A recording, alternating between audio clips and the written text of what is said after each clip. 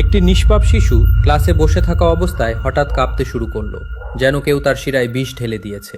সব ছাত্রছাত্রী আতঙ্কিত হয়ে গেল। শিক্ষক ছুটে এলেন এবং মুহূর্তের মধ্যেই শিশুটির শরীর মাটিতে লুটিয়ে পড়ল।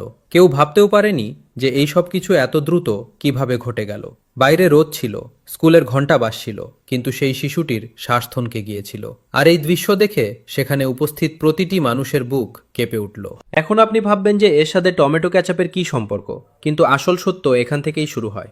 এই ঘটনার পর খাদ্য ইন্ডাস্ট্রির খেলা ফাঁস করতে চান এমন কিছু মানুষ সরাসরি সেই স্কুলে আসেন। তারা বাচ্চাদের সরাসরি একটি প্রশ্ন করলেন, তোমরা কি টমেটো ক্যাচাপ খাও? প্রায় সবার হাত উঠে গেল, কারণ টিফিনে সিঙ্গারা হোক বা পাউরুটি, আলুর টিকিয়া হোক বা পিৎজা, বাচ্চারা আনন্দের সাথে সেই লাল রঙের মিষ্টি টক জিনিসে ডুবিয়ে খায়। কিন্তু আসল রহস্য সেখানেই উন্মোচিত হলো। তারা বাচ্চাদের টমেটো ক্যাচাপের বোতলের লেবেল পড়া শেখালেন।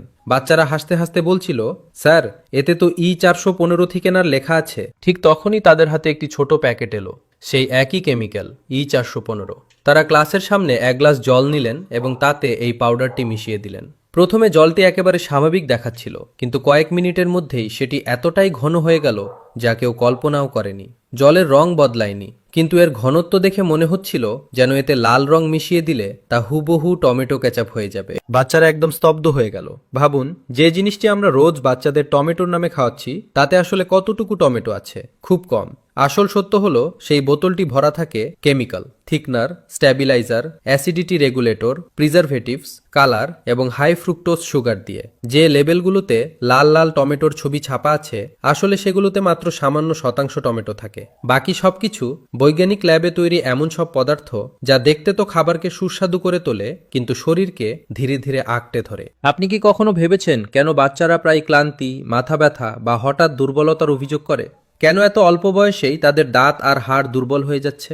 কেন 10 বছরের বাচ্চাদের মধ্যে পেটের গ্যাস্ট্রিক সমস্যা আর স্থূলতা বাড়ছে? এই সব কিছু শুধু বার্গার পিৎজা থেকে নয়, বরং সেই লাল বোতলটির সাথেও জড়িত যা আমরা চোখ বন্ধ করে ভরসা করে কিনি। E415, যাকে বৈজ্ঞানিক নামে জেনথানগাম বলা হয়, এটি শুধু খাবারকে ঘন করার কাজ করে, কিন্তু এটি সেই পদার্থ যা বড় বড় ল্যাবে ব্যাকটেরিয়া থেকে গেজিয়ে তৈরি করা হয়। এটি সহজে শরীরে হজম হয় না। বাচ্চাদের নাজুক পেটে যাওয়া মাত্রই এটি অন্ত্রের আর্দ্রতা শুষে নেয় এবং ধীরে ধীরে পাচনতন্ত্রকে ভারসাম্যহীন করে তোলে।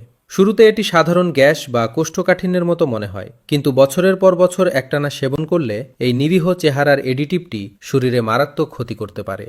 এটি ইনসুলিন রেজিস্ট্যান্স, স্থূলতা এবং মেটাবলিক রোগের জন্ম দেয়। আর শুধু তাই নয়, ক্যাচাপে মেশানো প্রিজারভেটিভ যেমন সোডিয়াম বেনজয়েট যখন শরীরে উপস্থিত ভিটামিন সি এর সাথে মিশে যায়, তখন এটি বেনজিনের মতো কার্সিনোজেনিক, ক্যান্সার সৃষ্টিকারী যৌগ তৈরি করতে পারে। ভাবুন, আপনি যে জিনিসটি বাচ্চাদের খাবারের স্বাদ বাড়ানোর জন্য ব্যবহার করছেন, সেটি তাদের কোষগুলোকে ধীরে ধীরে ধ্বংস করছে। এখন আপনি হয়তো বলবেন, সামান্য একটু খেলে আর কি হবে?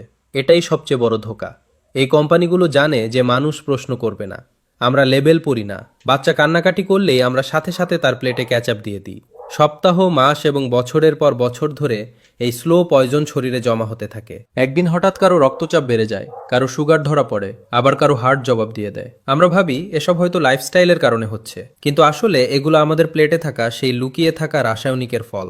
আপনি কি জানেন, আমেরিকা এবং ইউরোপের অনেক জায়গায় বাচ্চাদের জন্য এই ধরনের এডিটিভসের ওপর কড়া নিয়ম আছে, কিন্তু আমাদের মতো দেশগুলোতে এই কোম্পানিগুলো নির্ভয়ে বোতল বিক্রি করে যাচ্ছে, কারণ এখানকার মানুষ লেবেল পড়ে না, শুধু টিভির বিজ্ঞাপন দেখে ভরসা করে নেয়। এখন আপনার কাছে প্রশ্ন, আপনি কি চান যে আমাদের দেশে এই ক্যাচাপ পুরোপুরি নিষিদ্ধ হোক, নাকি সিগারেটের প্যাকেটের মতো এর বোতলেও বড় অক্ষরে সতর্কবার্তা লেখা থাকুক? নিচের কমেন্ট বক্সে আপনার মতামত অবশ্যই জানান এবং এই ভিডিওটি শেয়ার করতে ভুলবেন না, কারণ আপনার কণ্ঠস্বর এবং একটি শেয়ারই এই সত্যকে আরও দূরে পৌঁছে দিতে পারে।